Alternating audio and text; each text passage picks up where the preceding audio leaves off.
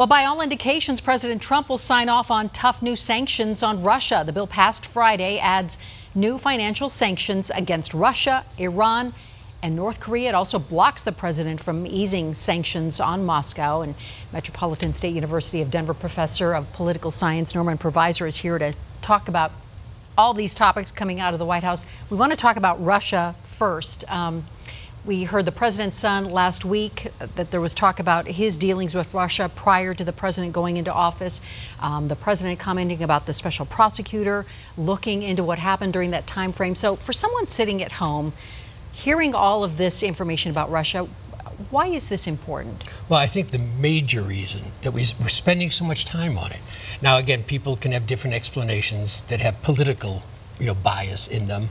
The president has his take on it. But I think if you really look at it, the major question is, if you think about it, the notion that a major power, no longer a superpower, but a major power, Russia, who has been an opponent of the United States over a long time, even though the Cold War has ended, very different perspectives on a number of things, on particular issues, whether it's Syria, Ukraine, all kinds of things, has tried to have an impact on the American political process. If you take that in the abstract, no politicians' names attached, I think most Americans, if they could purge their mind of everything else, would sit there and say, this is pretty terrible. And in fact, if it occurs once, why wouldn't it occur more often? So it's not a question of it's a Republican thing or a Democratic thing. It's a question of undue interference in which we are very cognizant of the problems that produces.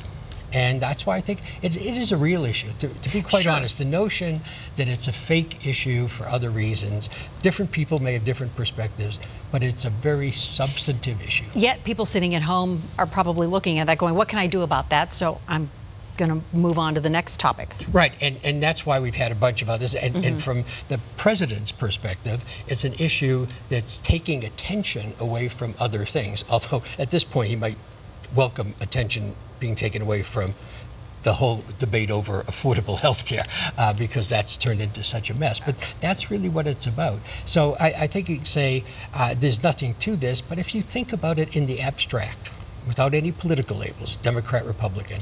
And I were to tell you a major enemy in many ways was doing this, trying to interfere with the election.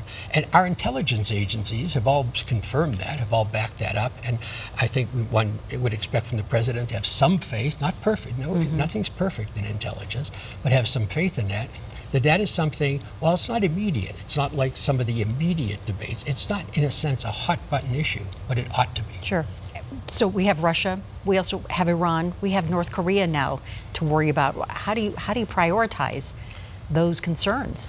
Well, the first thing is you ought to be paying attention to those concerns as opposed to all the other things we've been paying attention to coming from the White House. I mean, the White House's basic problem, the way I like to explain it very quickly, is there's a very common expression that actually comes from Ecclesiastics in the Bible. And the common expression is, there is nothing new under the sun. The last 6 months with the White House has shown us there is something new under the sun. We've never experienced anything approximating what we've been going through in the last 6 months with the current administration. Whether you like plans that President proposes or not, it's just something completely. I think you see, that's why I see political commentators sitting around saying, I've been doing this for 50 years and I have no idea what's going on anymore. So I think so we have a range of problems, very serious problems, and we have that with the sanctions. We have sanctions against Iran for missiles and other things and interference in other politics. Korea is a major problem. It's been a major problem for some time. It's simply been stewing, and it's getting close to being cooked. Yeah, it's on the front burner right now. We have about 30 seconds left. So 6 months into this presidency, what do you think right now is a priority, or what do you think this president's legacy will be? Well, I think it's too early for legacy, to be honest. We have to see what kind of happens. I do think we have some indications, and to me, one of the key ones, as someone who studies leadership and presidents, the notion, one of the things we always talk about when we talk about presidents is the question of character. And we have gone in a completely new direction on the character front from not just the president, but from the entire White House, the way it is operating at the moment. There are things that if I were to have told you right before the 2016 election that this is what's going to happen, this is what people are going to say, everyone would say, no way.